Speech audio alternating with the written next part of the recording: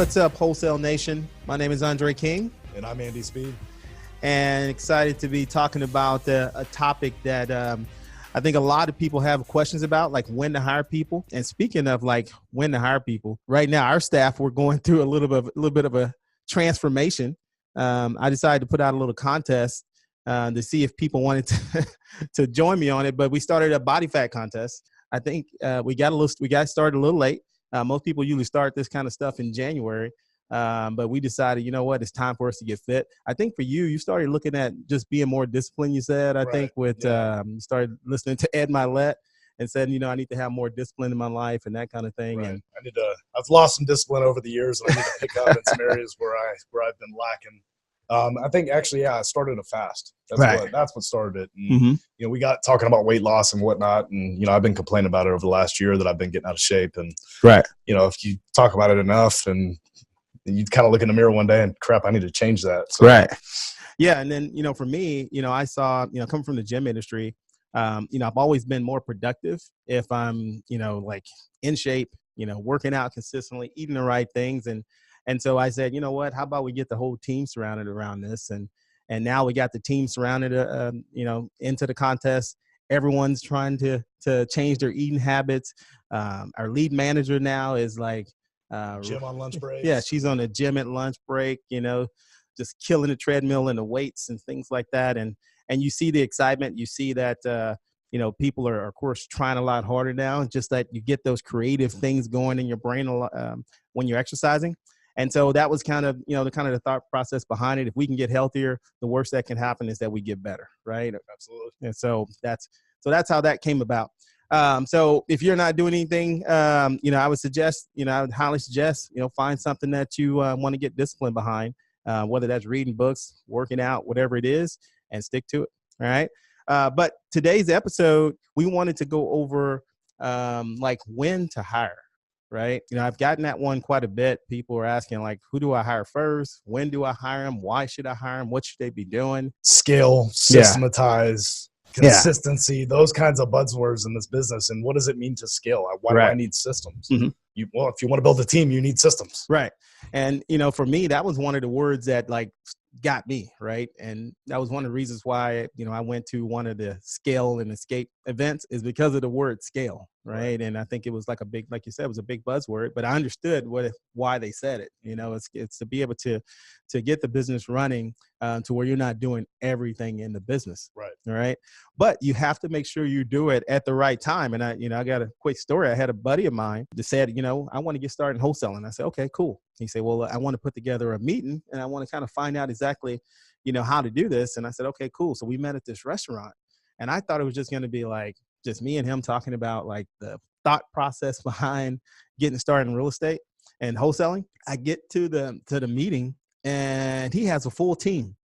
I mean, he already has he has somebody that's going to be running comps. He has acquisitions people. He has disposition. He had somebody's going to be backing up the money and things like that. But at the same time, he knew nothing about the business. Right. And I was like, okay, this is going to be very difficult because now you got your team built around you, but no one in the team knows what to do. But they were all excited. And of course, you know, as you can see probably know that probably didn't work out. Right. Yeah. Because there's a learning process. And so when you're first getting started, you have to be able to learn this business, you know, first. And then you can teach some other people how to do it. Right. And you start outsourcing parts of the business. And so when we look at when you should be hiring, what would be your suggestion on that? Selling along, you're the solopreneur. What's the switch that you say, you know what, I need to hire somebody? I mean, it all depends for me on your needs and your availability. Do you have the time? Do you have resources? Like, what are some of those answers? If I had an endless budget, I'd probably definitely get a transaction coordinator working with me. I want to do a couple of transactions first. Really, first 90 days, I'm identifying the roles and trying to get them to a workable state. Right. That is your marketing. You know, start working on your lead management. You know, when the phone rings, what are you going to do? Right. Work through all those for at least a few months. I definitely wouldn't want to become an expert in any one of those. As you and I were talking before we started recording it, you don't want to be an expert. Right. But you need to start hiring out. So my first hire was a transaction coordinator. Right. So we didn't outsource lead management at all. We had backup on Pat Live. At one point, we quickly dropped that off. So it was, we had round robin when we started, where we wanted, myself or my brother answering the phone. But yeah, our first hire was the VAs and transaction coordinators. So I think for me, long story short, would be a VA, right, to assist with some of the marketing stuff. Right. And, I would agree there also. And, what I look at is a few things, right? You look at the business and, what do you do on a daily basis? Typically, if you're in wholesaling, you're going to be sending out, you're going to do some research, find your marketing. You're going to be sending marketing out or calling. And then you're going to be going on appointments, getting deals under contracts, and doing all the paperwork, getting closing set up, bringing in buyers, right? So that's typically the flow of the wholesale process. And then for me, it's like, okay, how do I break that up so that I'm not doing everything? All right. I remember a time where I was going out when I was a solopreneur, and the hardest part was, researching some of the data, but it was also running across town, getting affidavits signed, putting closings together. And what that did was that prevented me from going and doing the things that were going to bring in money. Right.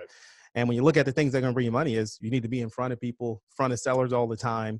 And I was busy out there doing all the little things and not taking care of being in front of sellers. Right. And so the same thing for me is, I came in, my first hire was actually a VA because, it depends on what city you're in. I needed some data that needed to be scrubbed. I started pulling things like the county data and code violation. Right. Sometimes you can just go, nowadays you can just go and just buy that information, from like a list provider. But basically what I did was I just put together a recording on me doing it because I was already doing that kind of stuff. And then from there, I gave it to my VA. I went on to Upwork and got my VA. Got the VA, and then the VA just followed that process and started the things that would take me like all night to do. I could just wake up the next morning and it'd be done. Right. And I got my list ready to go. I knew who I was going to be mailing, and it was just a bunch of tedious stuff on cleaning up spreadsheets. Right. And it's whatever else you want that VA to do. But it's the small things that take up your time that are tedious, that are like repeatable, are good things for a VA to do. Right. And that's typically a 4 to 5 hour $1 an hour job. They can be hired very part-time. Right. You can even get them off Fiverr. I had one that I just got to just do just one list for me, which was a huge list. And I think I paid like $80. But that would have took me like months to be able to go through this list and get it done. Right. They got it done very quickly for me. Okay. So TC would be what is a good transaction coordinator? Okay. For those that don't know. So first step would be outsource with the VA. Right. The stuff that you don't want to do, the tedious tasks, the repeatable tasks. That's going to cost you about $400 a month. Yeah. If that, because you start off to your budget. Right. And to back up a step, number one, you need to make sure you're doing deals. Right. That would probably be number one. As you start creeping up to that 4 to 5 deals or so a month is when this starts coming in, because then you start running out of time. All right. If you're just doing one deal a month, you're probably not there yet. Right. And number one, you don't have enough income coming in at that point. But if you're doing 4 to 5 deals a month, you're probably somewhere around $250,000 or so of revenue that's going to be coming in on a yearly basis. You'll have time to be able to, you'll have the finance to be able to hire that person. So you're right. You'd want to start off part-time because, I've made the mistake in the past of hiring people and not having a full-time job ready for them. Right. Yeah. And, they're just sitting there kind of twiddling their thumbs. But what you're thinking is this person is just gonna, they got it made, right? They get to work 40 hours and not do anything. But, people like to at least be busy. Yeah, you want to bring value to whatever situation you're in. Yeah, so they want to be busy. So start them off to part-time, and, that can be, $200 to $400 a month or so that you spend until you're able to get them busier. Okay. Yeah. Now that transaction coordinator, again, a good transaction coordinator, number one, if you're not going to be teaching them the business, they need to really understand, our industry. Okay. There's a huge difference between a retail transaction coordinator and a investor friendly transaction coordinator. Absolutely. All right. We deal with some hairy deals. Yeah. We deal with some serious airship issues, judgments, liens, whatever else you can throw out there, bankruptcies. Got 2 or 3 of those on the books right now. Yeah. I mean, we just had to talk our TC off the ledge just now Yeah. because she's talking about all the, you're talking to attorneys that are giving you issues. And these are all the things that you're going to deal with, right? The reason why people are calling us to sell their property is that they got some problems, right? Or they want to do it much quicker than the retail way. Either way, it's going to take a sharp transaction coordinator to push the deal so that you get it done in a timely manner. Now, the type of person that you're looking for is you got to have somebody that's extremely organized, okay? Because there's going to be a lot of paperwork, a lot of people to keep up with, because that person is going to be talking to the buyers, the sellers, the attorneys, the title company. So you want somebody who can remember what file belongs to what. So you got to have some type of good organization. The other thing is you got to have someone who represents your company well, right? So they got to be, have a strong personality, but at the same time, I would say stern but sweet. At the same time, that's probably the best way to explain it. They're stern but sweet, because it's at the same time, title companies sometimes can just walk over, someone that's very nice and push you to the side, and that could cause you to lose a deal. All right, so I would say those at least those 2 qualities you got to have when you're looking for the transaction coordinator. Is anything else you would add to that? Just what they do. Mm-hmm. I mean, some people may wonder what a transaction coordinator does. Right. In our sales process, we explain the next steps in the process, and that's, our transaction coordinator is going to reach out to you in the next 24 hours. Right. Her sole purpose in life is to make your life easy. She's going to connect us with the title company, help you fill out any forms that are needed. Mm-hmm. She's going to be your eyes and ears on the title process, make sure that that's moving to, forward. We also stress that they need to be responsive to her because she is going to need some information. She's there to help. Right. Fill it out, whatever's needed. She can go out there and pick up paperwork, whatever's needed, that she's there to help. Yeah, those are all the things that are going to just really kill your time. All right. I found myself running into multiple counties, running down paperwork, getting them filed in different counties around in our area. That was just killing time. Right. And so the best way to find that person is and what I did was just, get onto social media, talk to some of the investors that are already in the marketplace and find out who they use, or just jump on any of the, like here we have a lot of real estate investment groups, Facebook groups, and just go in there and say, hey, I'm looking for an investor friendly transaction coordinator. All right. And that's how I started. And the thing about it is that you can pay them by the file. All right. And you can pay them on the HUD also. So once the transaction is done, they get paid directly from the title company, and it will that you can have that to where it speeds up your process, because now you don't even have to do any type of banking or anything like that, or accounting, if you have or just paid directly from the title company. All right. But the thing is, if you're first getting started, you want to control your expenses. This is a way to control expenses, because you're not paying someone hourly. They're paid to perform and get the deal done. And then, typically you're looking anywhere between $250 to $500, depends on what the person's going to be doing per transaction. Okay. Yeah. So timing to hire this person, when would you hire a transaction coordinator? So I think for me, it also gets to that when you're getting in that 4 to 5 deals a month on your own. Okay. Because that's when the transaction coordinating starts getting in your way. There's a few things that happen, but that's definitely one of the things that start getting in the way is your transaction coordinating. And I think that's probably if there was one thing I would do in the very beginning is find that person. All right. Because you'd be surprised, like once you let that one go, all the time that you were wasting trying to get title clear, right? When you have somebody else doing that and they just tell you that this one's closing tomorrow. Okay. Yeah, I'm different though. If I have unlimited resources, I'm hiring that person after the second file. Yeah. Because reality is you just need to know how to do it. You need to know how the process works. And then from there, hire it off. Right.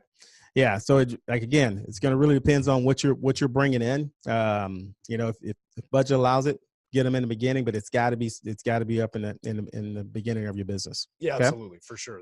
That's definitely, we agree there. Right. And then, the next thing that, let's say you get that, for us, my next thing was the lead manager. Okay. And for those that, don't know exactly what a lead manager should be doing, you want to cover that one? Yeah, absolutely. That's the first step in the sales process. So that's the inbound receiving of the phone calls, which is interesting because you hired your first lead manager from me. Right. So she was working for me at the time, looking to go full time. Said, "Hey, Undrea's looking for a lead manager. I think you'd be a great fit." And she was for a long time, right? Until the business really got a lot higher in volume. Right. Phenomenal job. She was the bridge to where we are now, for sure. Right. And I want to add to that real quick. Now, one of the things you're hearing is that most of these people, just about everyone we're talking about right now, came from some type of relationship that we had with someone else. Like basically it came from a referral. You can go out and post jobs and things like that for this position. But as you can see that for us, all these positions came from relationships, right? Lead management process, and everybody's business is different. If you're virtual, it may be a little bit different depending on what your message is to your customer, to your sellers rather. For us, it's the first step in the sales process, and she's solely screening for equity. Right. So her sole purpose, the sole motivation out of that phone call, yes, there's information gathering, but she needs to scrub for equity. Right. So beyond that, everything else is gravy. We do want to know about the condition. We want to know about their price, the repairs, and then their timing. So those are the 4 things that we try to get out of them. But the only thing that's certain is equity. Right. So she does a great job. And like I've said it a few times, it is the first step in our sales process. So the message that we convey in the lead management process needs to be consistent with the marketing message, and then also consistent throughout our sales process. Right. And so with this person, you figure this person is going to be most likely be your first hourly employee. Okay. And so at this point, you got to you want to make sure the win is, do you have enough consistent revenue and coming in to be able to handle this person? All right. You can pay them a smaller base and put in some type of bonus structure. All right. We have a bonus structure with ours. And I think just about everyone we have on our team has some type of bonus structure. And that's just to ensure that everyone has that competitive edge, right? Everyone's tied to performance. Like everyone's type of performance. You want your lead manager to be doing the exact same thing, right? So if they set an appointment and it gets closed, then and then they receive something from it, right? But that lead manager, what it's going to do is that it becomes, so you don't have transaction coordinator, you have somebody helping you with the marketing, but now all you have to do is just go to the appointment. All right. They basically set the appointment, you show up. All right. And now you have a lot more time on your hand. You can do things like follow up with your warm leads that you've talked to. You're still selling the properties at that point. So you can work at building your buyers list, and you can take care of just the things that are dealing with either the buyers or the sellers directly. So the lead manager is probably one of the most important parts that I think you can add into your business. I don't think that you outsource this for at least 3 to 6 months. Right. I think the correct route, like I said earlier, we did a round robin. It really wasn't even truly a round robin. Right. I got ranked twice first, and then it went to myself and my brother. Now, looking back, I'd probably do the same thing because I wanted to be the one answering the phones, but then I do an overflow to Pat Live or a Call Porter. It's one of the answering services like that we still use today. If our lead manager's on the phone, it transfers over to Pat Live. Right. So that would be me. 3 to 6 months, because I'm a fan of not outsourcing the sales process. And to me, the lead management is the first step of the sales process. And I want to be as educated as possible in the sale, because that first, 6 months, getting a return on your revenue is crucial. Right. You need that proof of concept, and you need to start seeing the business flow consistently. Right. So I might even say 6 to 8 months. I mean, I might extend that a little bit, because I held on to that for a long time. Yeah.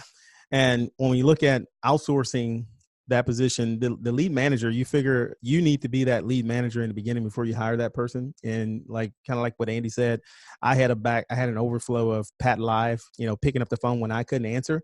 But you'd be surprised, like, how many bandit signs that we've called where no one answers the phone, right? Yeah, that's the worst thing. Yeah. So how are you going to market and then not answer the phone? Right.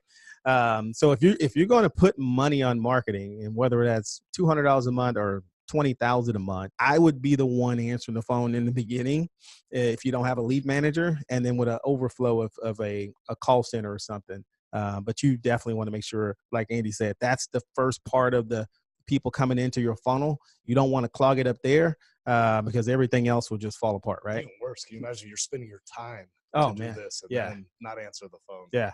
Yeah. And you're wondering what's going on. Right. And so lead manager is definitely a crucial position. Now we get into the ones that, determine the money that's coming into the business. Right. And so for me, it was a little different. For some people, I would say that the acquisitions would probably want to be the last position that you'd want to get rid of. So for me, I would say the next position that you'd want to find is that disposition position. Okay. Yeah, hands down. Yeah. So, dispositions, for those who, don't know it, if you're wholesaling, you'll know, because this is where you sell the property. Okay. Again, this is one of those positions where you may go to a property 2 or 3 times to sell it. Right. At different times. And the thing about it is that a lot of your buyers, when I first started, I assumed every buyer was like doing this full time. And I quickly realized that these people got jobs too. Right. And so when do they want to see properties? They're on the weekend. On the weekend, odd times, things like that. Right. And so that, again, is wasting time. So then you're trying to set, lead manager setting appointments, but they also got to account for you going and showing these properties and things like that. Right. At the same time, the best way to be able to sell a property and to build a buyer and to really get a solid buyer is to be in front of buyers and networking and things like that. So all that takes time. Right. And so the dispositions position, bringing in someone that's dispositions will be that next step. So when you think that person should come in, and what type of person would you look for in disposition? Disposition for me would come in when you have the volume. So as soon as I have a consistent business and Right. 6 months of starting, I'm doing consistently 3 deals a month, or, starting to build that snowball, probably firing myself from the things that I don't like doing, which would have been dispositions. Right. So what else can I fire myself from? I'm hanging on to acquisitions regardless. That's my personality. That's also what generates the money in the business. So that's the last thing that I'd hire. But what I'm looking for in a dispositions person, somebody that's hungry, somebody that can relate to people. Yeah. Somebody that is coachable, somebody that can learn about the business. They're hungry. Yeah. I mean, I don't know how many times I can say hungry. They're absolutely hungry. I agree. I think the hungriness, and another big component of that one, is that person needs to know how to interact with other business professionals. All right. It's a little different from, because this is more like a business to business transaction. You're usually dealing with people who they may even know more about the business than you do. Right. So, so they have to have some type of experience of working with other professionals, and be just a really good networker. Right. The people that are the other investors should absolutely love them. Right. And what happens is that just draws people to them, and they want to work with them. And that makes it a lot easier for you to be able to sell your properties. Right. So dispositions would be that, the next position. Anything else on dispositions? I mean, there's the alternative view of hiring it out right from the get-go. Right. So you don't have to spend any of that time. If you're spending your time marketing, I would rather spend my time marketing for sellers than marketing for dispositions in my first 6 months in the business. Right. Because as soon as I get the deal, I know I can sell it. And if you're in a market like ours, there's guys out there that they own disposition houses. Right. We can move properties at pretty competitive values, as opposed to some others, like if you're new in the business. Right. So I would consider going to a third party for transaction coordinating and dispositions probably for the first 6 to 8 months. Right. Until I have the volume to justify bringing somebody in-house. Right. But when I bring that person in-house, they're going to be getting me into reverse wholesale. Right. So let's go find somebody that is real hungry to buy houses, that can give me an exact criteria, so I can go back on the marketing and acquisition side and go find it for them and use them as a revenue center, Right. profit center, instead of just, kind of eat what we kill kind of mentality. Right. Perfect.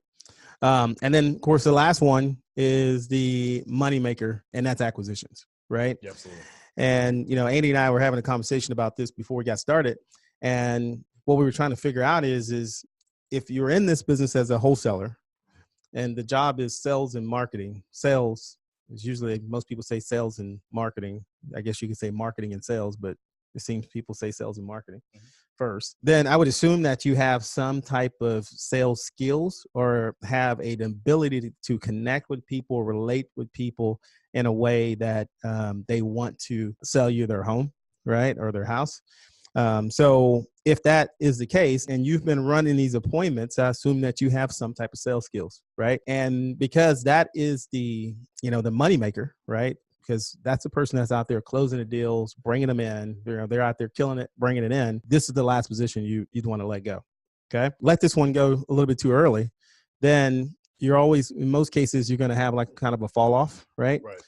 Because the thing about this business is that you can go hire salespeople into this business, but in most cases, they've never worked. They've never sold things like we're selling it, because we're actually going out and buying houses, right? So when we walk in, we're buying versus the typical selling a product or anything. You're like that. selling, but you're the customer. Right. So So it is a very strange sales process, because you have to treat the seller just like they're your customer. But at the end, when it comes time to negotiate for price, you are the customer. So Right. they're selling the house, not us. We're buying it. We're showing up with cash, but we're still treating them like they're the customer. Right.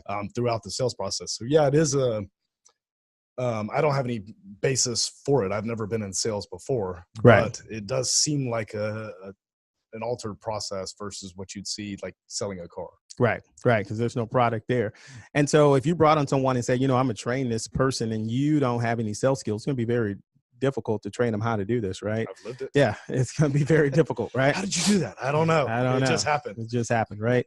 So I would think that you'd want this to be your last position.